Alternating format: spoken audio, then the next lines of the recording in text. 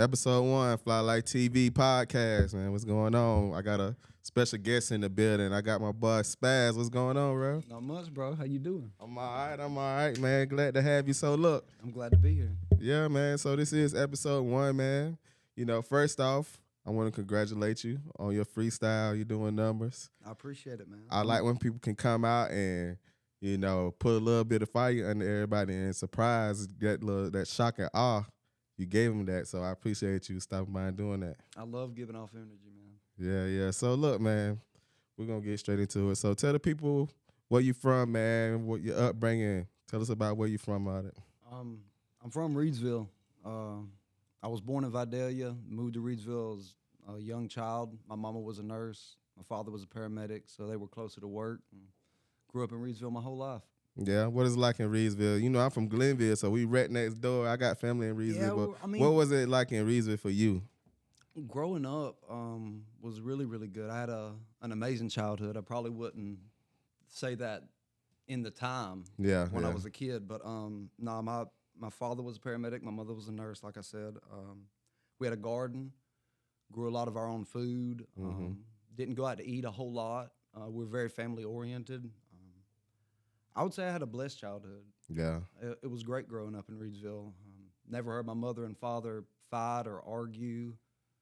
You're lucky. He passed when I was 10. Yeah. After that, rode bikes a lot around town, just kind of stayed away from the house a lot. Yeah. That's dope. So was you into the lifestyle, so to say, in Reidsville, or you was just out and about, didn't really mingle with everybody else like that? I was a river rat growing up. I stayed in the Ahoopi all the time. My dad loved to fish. After he passed, I didn't play baseball no more. I didn't really go fishing, or I didn't do a lot of the things that I did with him when he was alive.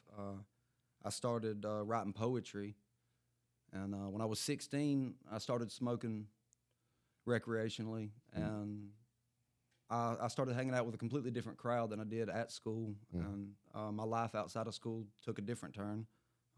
I had a little episode where I skipped school for a while, but I got back on track. You went to Tatnall? Yeah, graduated in 06. Man, I ain't gonna flex, man. I went to Tatnall in 01. That was the year of 9/11. That's how I always remember that year of school. Bro, I loved Tatnall, man. I loved everything about it. It was coming from my little small school in Glenville to going out there to Tatnall to the big high school. It was like a college campus because it was like so many people from everywhere you didn't know. Yeah, they're from all over, man. Yeah, so I thought that was the dopest thing ever, man. When we had to leave, I missed it. You get me? So, yeah. It's one of those bittersweet things. Like, Yeah. I mean, I couldn't wait to get out of high school, but now when I think about it, man, this is like the only place where I met up with all the people that I knew, and there's a little bit, I don't know, a little bit of sadness there. So was you into music back then? I grew up listening to rock and country and, a lot of old music. Yeah. I never listened to any hip-hop, rap music at all until after my father passed. I actually had a babysitter who had a cassette tape. It was Lil Troy, Sitting Fat Down South, and I fell in love with Wanna Be a Baller. That was my jam. Like everybody did. How Biggie said he let his tape rock till his tape popped? Yeah. I really did that. I really played that tape over and over and over until it was not functionable anymore. Yeah.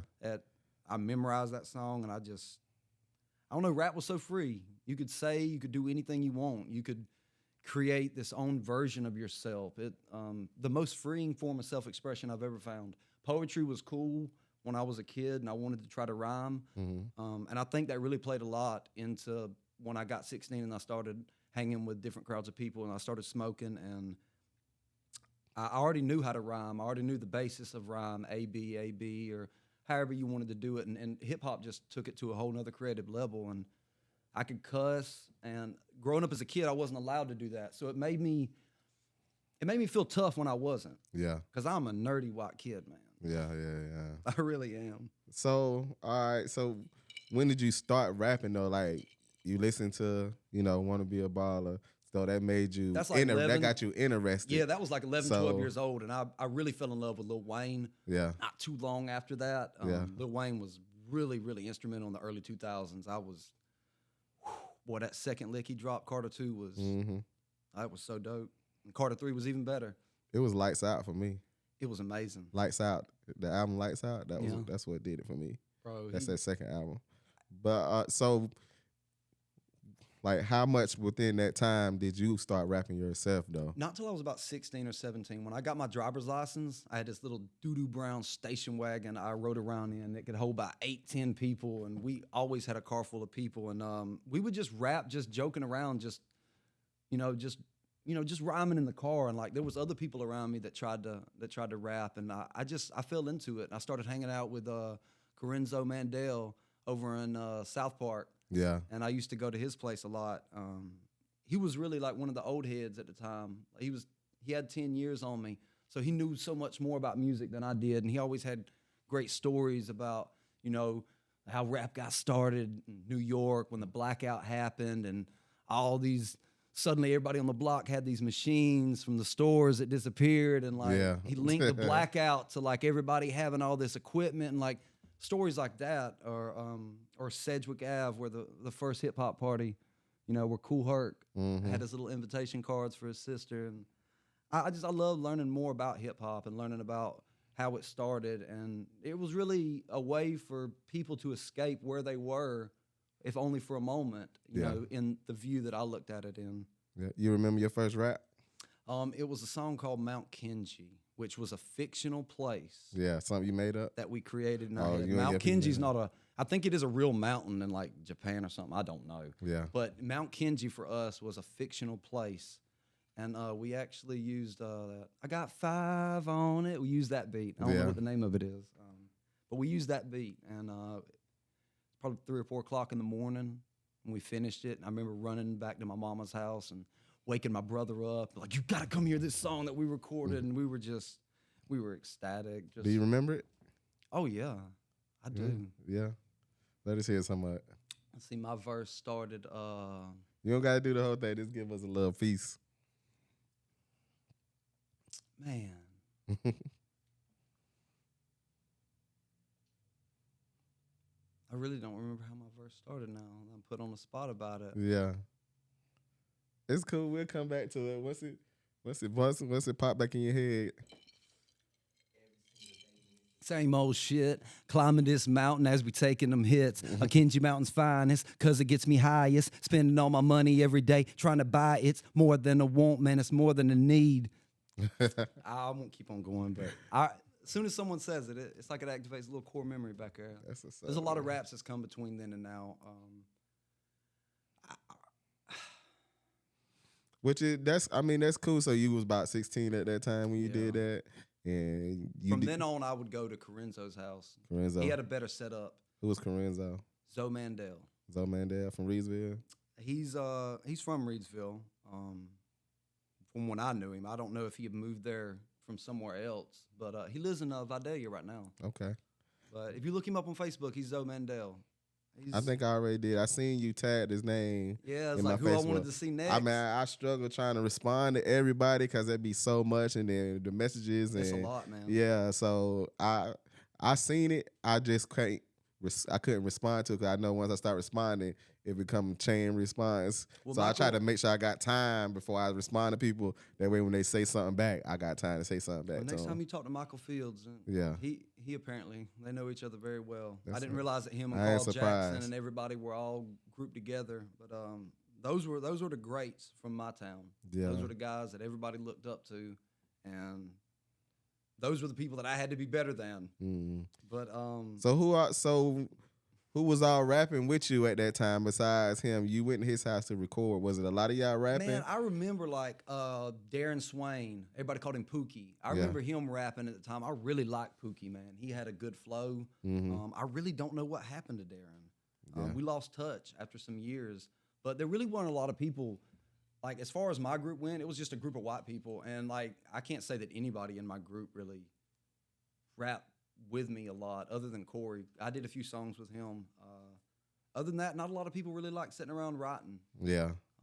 It was something everybody was into because it was cool. It got girls, or it got this or got that. But as far as, like, the craft of it, actually the creation of it, there weren't a lot of people that I vibed with other than the older folks, because those are the ones that were trying to hone their craft and be better and, everybody raps to be the best rapper. Yeah. Even though nobody's, better than anybody, but that's what we do. It's to push each other. When you hear something that you weren't expecting, it drives the other one to try to put out something to equal that. Yeah. Be on the same playing field. Now that makes sense. And, just like you said, most people want to be the best, but I can get how you could say nobody's better than the other one, because just like somebody love you, somebody else loves the other person more. So it's kind of a hard thing to say sometimes. We are riding a rock around the sun. Yeah. We all breathe the same air, man. So you said you came up, Wayne was very instrumental. Who was your favorite though? Who did you have like a favorite go-to? If I had to say like who my favorite artist was as a teenager, it was Wayne. It was Wayne. Man, I like Wayne, and I've always been a big Eminem fan. Always been a big Eminem fan. He's just like everybody else. I mean, anybody that likes writing or likes lyricism, like he's just always coming with something fresh. Yeah, but Wayne had everything. What's your favorite Wayne song? You got one? I would probably go with, man, if I had to pick right now, I would probably say something like Mona Lisa, or what was the song on the Carter 5 where he was talking about suicide? Let It All Work Out. That was, I know what you're talking about. And that's probably one of the least viewed songs on the Carter 5. Yeah. But, bro, and maybe it was a little bit of life for me that makes Let It All Work Out be my favorite song, honestly. Because the people that I learned how to build houses from, Ronnie and Betty Willis, when she was going through her last stages of life, that song, I stumbled across it. I'd overlooked it when the Carter 5 dropped. Yeah. Because I didn't cop the album. But I was playing some songs from there. And when I actually went to the track list and looked through it and I seen Let It All Work Out, it was like a theme. Like they were both battling cancer. And all I could really do was just let it work out. And like that title struck me at that moment.